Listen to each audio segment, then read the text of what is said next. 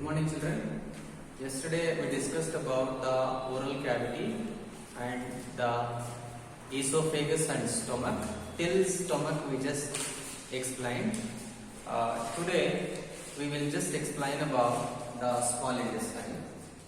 So I just draw the rough diagram of it. We'll come to know that what exactly we studied yesterday. Like for example, oral cavity followed by the stomach and parts of the stomach, right? Keep your mind that from esophagus to till the alimentary canal is made up of 4 layers. That we will study later on. Now, the body of the stomach, we have fundus, cardiac stomach, body of the stomach, and the pyloric stomach. Here, even in the pyloric stomach, we have a sphincter. Whatever the food materials are temporarily stored in the stomach is controlled by a sphincter called the pyloric sphincter. Pyloric sphincter. They'll ask you questions for competitive. Example, the sphincter is present here, called the gastroesophageal.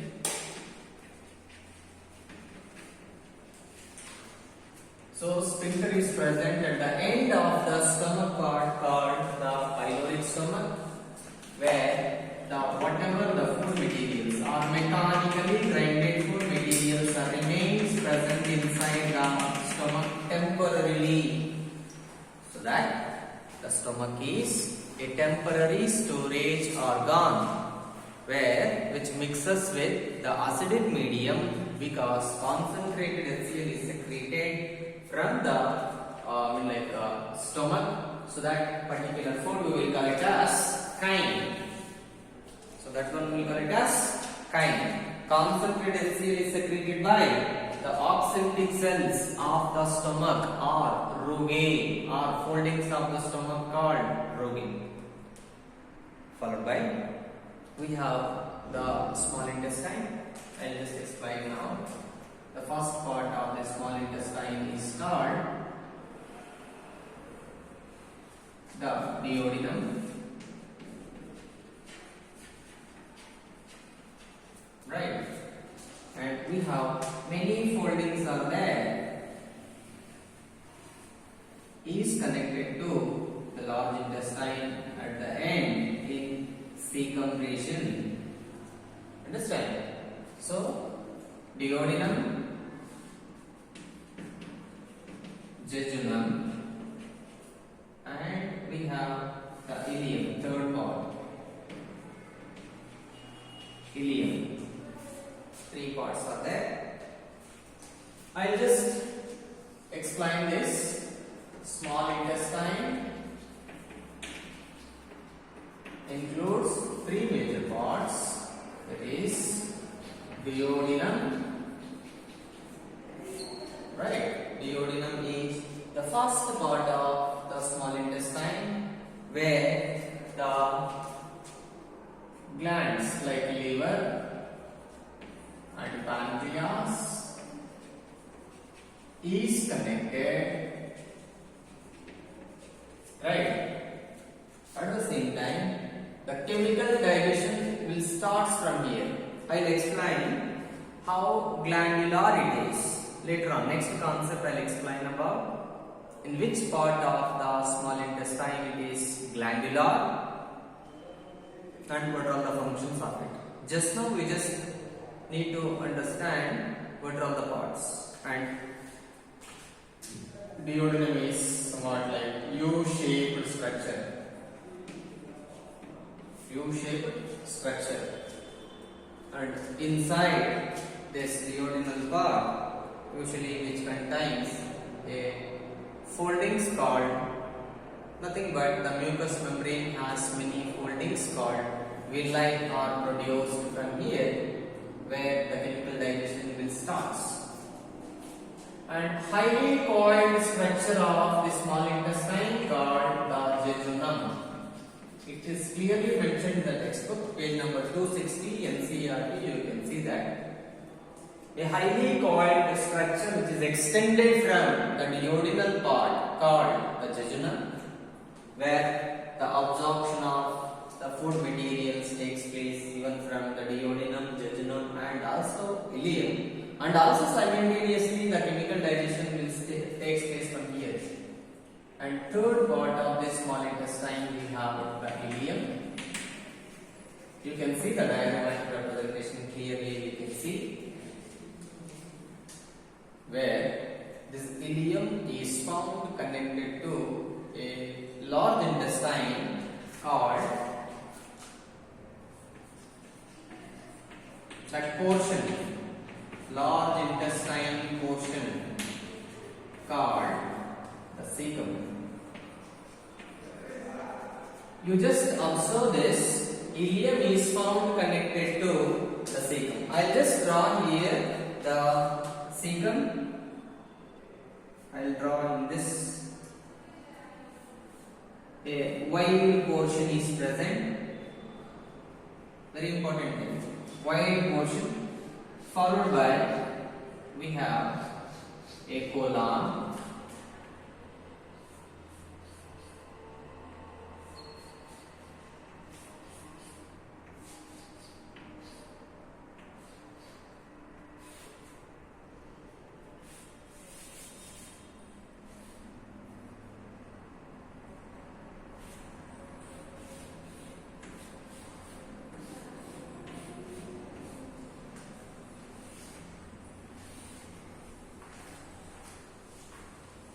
And the place where this ileum is found connected to a large intestine called the cecum.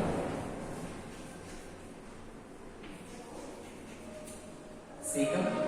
From the base of the cecum, we have a extended portion called, or we can say that is a finger-like projection is originated from the cecum region called the appendix.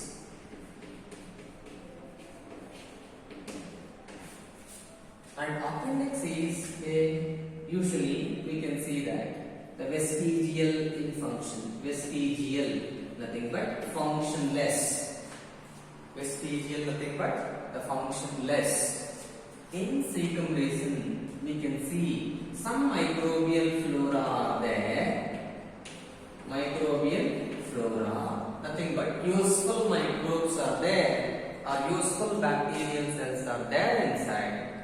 And from here, cecum region, we have a enlarged portion or extended portion of it is called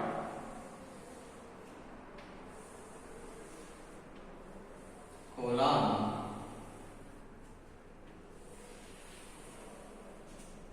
So, colon, I'll just write here, colon is a part of, like for example, cecum we have now. The same way we have the second part of this large intestine is called the colon, which includes ascending colon,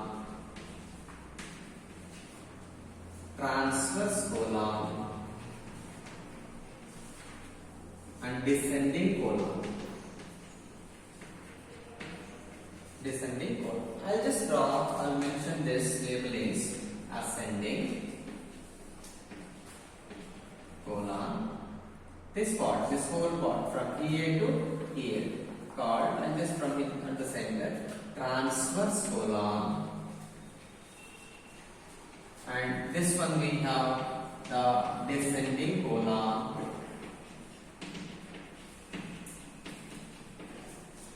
And where this colon part is found connected to the rectum called the sigmoid colon. Sigmoid colon. And finally, we can see the rectum, and it will get opens into a opening called the anus. I think you in lower classes you might have observed all these things. You have fundamentals. I think you can understand better it seems. So These are all the parts of this one cecum, colon, and then just directly the rectum. And at final, it will get open outside through the anus.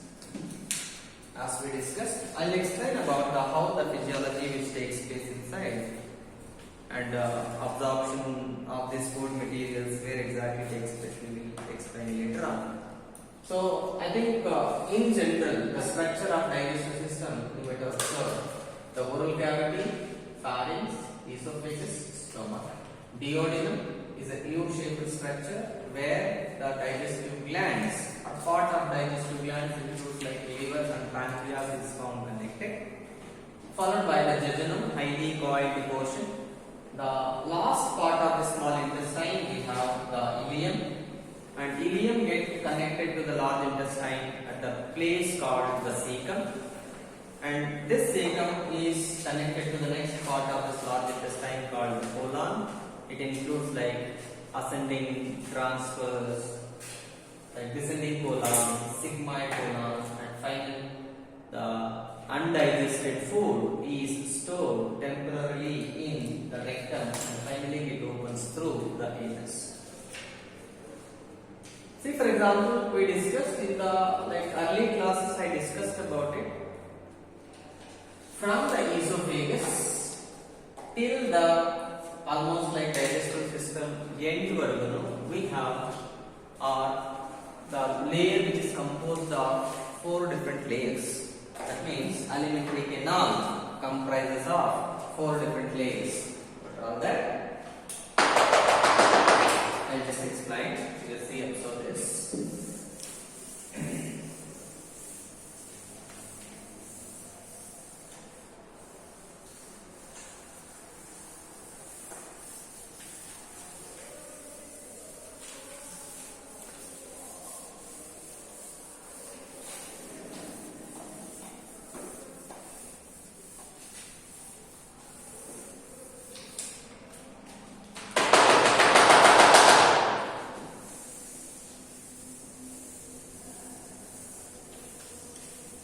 Right. If you decide or if you take a thin transfer section of small intestine or esophagus or large intestine, anything you can see which includes or it comprises of 4 different layers. That is, number 1, serosa, and number 2 we have muscularis. Number 3 we have the submucosa, and number 4 we have the mucosa. Which are all the layers? Sorry children, I forgot to explain about it. Last year's paper in competitive NEET 2021 they asked about where the small intestine will get opens into the large intestine. Which part of the large intestine they asked? So that it's a ileocecal junction commonly called. Ileocecal junction. Ileum means the last part of the alimentary canal and the first part of the large intestine is the cecum. These two are where the point it is connected called ileocecal junction. Right? Based on that they asked one question. I think it is in 2020, not 21, 2020. Well, now, if you take a sectional view of a alimentary canal, specifically from esophagus or small intestine, we can see like this. Children, listen carefully and page number 260 NCERT, you can see this diagrammatic representation. So, we have that sectional diagrammatic representation of transfer section of gut anta kottidare, very important. In that, see, this is the part, first part of the layers of this gut is called the serosa. This layer alla, only that outer thin layer which is comprised of called the serosa, and it is a thin mesothelial mesothelial structure and made up of epithelium or epithelial tissues. Epithelial tissues. I think you studied in structural organization of animals. You'll get it that epithelial tissues or it will be as the and specifically of visceral organs. Visceral organs, right? Thin mesothelium are made up of epithelial cells with some connective tissues. Very important. Connective tissues. You can see epithelial cells and some connective tissues are together to form a serosa. Serosa not only small thin layer, that's all. Right? Followed by we have two layers, 1 and 2. Functionally, I think you all aware of it, which gives protection to the inner parts of the gut. E point ಹೇಳ್ತಾರೆ competitively. Serosa is composed of epithelium plus connective tissues, epithelium plus mucous cells, epithelium plus glandular tissues, and number of things, not one. Wrong ಗೆ ಅವರು ಯಾವುದಾದರೂ ಕೊಡಬಹುದು, nothing wrong in that. But correct ಗೆ you need to understand number 1 epithelium and number 2 is connective tissues. Muscularis is made up of two different layers. That is outer layer of this muscularis. You can see here.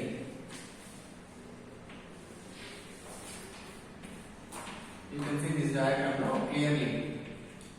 Outer longitudinal muscles are there, very important. Outer longitudinal muscles, foot muscles specifically, and the inner, you can see here.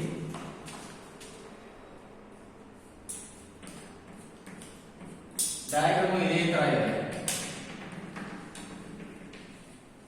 and inner layer is composed of circular muscles. Even based on this diagram, you got one question in 2020 paper. Understand, right? Which is the innermost layer of the gut? They ask, or alimentary canal, or small intestine, or stomach, or esophagus. ಯಾವ part ಆದರೂ ಕೇಳಬಹುದು, ಕೇಳಿದ್ದಾರೆ already. Which is the outermost layer of the gut? This is serosa. That's the correct one. Wrong option ಜೊತೆಗೆ ಇದನ್ನ ಕೊಟ್ಟಿರ್ತಾರೆ, ನೋಡ್ಕೋಬೇಕು paper ಅಲ್ಲಿ will get it. Circular muscles are present in inner, specific ನೋಡ್ಕೊಳ್ಳಿ, inner layer we have circular, outer layer longitudinal smooth muscles are there, and I think you are aware of it. Because of that, the flexibility of this alimentary canal is because of this muscular layers again, right? And followed by we have the submucosa is composed of loose connective tissue. Loose connective tissue, very important again. Loose connective tissue, and it is composed of rugae,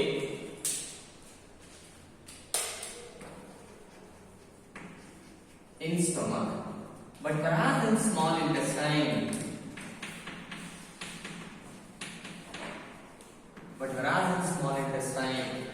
we can see the mucus produces protrusions or elongated portions or a finger-like projections are present called the villi. ಅದೇ stomach ಅಲ್ಲಿ mucous membrane foldings ನಾವು rugae ಅಂತ ಕರೀತೀವಿ. ಎಲ್ಲಿ? Stomach ಅಲ್ಲಿ. ಅದೇ small intestine ಅಲ್ಲಾದ್ರೆ we have the villi. Even in between we have villi. Again, smaller elongations or finger-like projections are present called the microvilli. Microvilli. As we know that presence of this villi and microvilli in the small intestine and helps in increases the surface area of the alimentary canal. Surface area of the alimentary canal. Specifically, in this particular relation, we can see the network of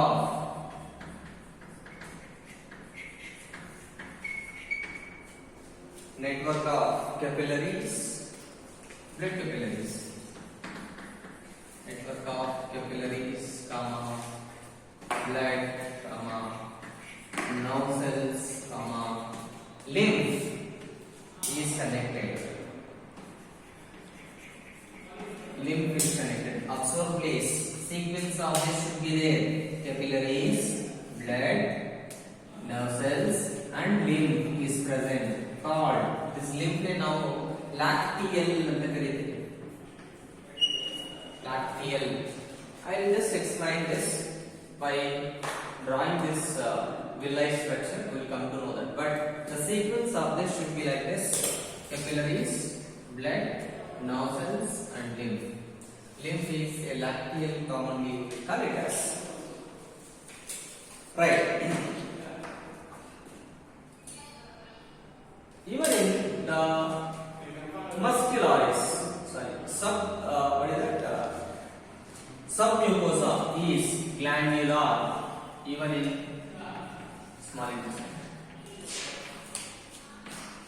Glandular in small intestine. Glandular in the small intestine. At final, we have mucosa. Mucosa is the lining of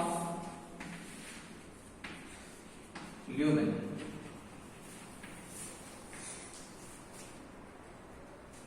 So this mucosa only giving rise to the villi. I think you understood this. So lining of this lumen we will call it as the mucosa, and this mucosa is glandular. Mucosa is glandular. That means it secretes a digestive juices. For example, like in small intestine, he is giving rise to the what is that?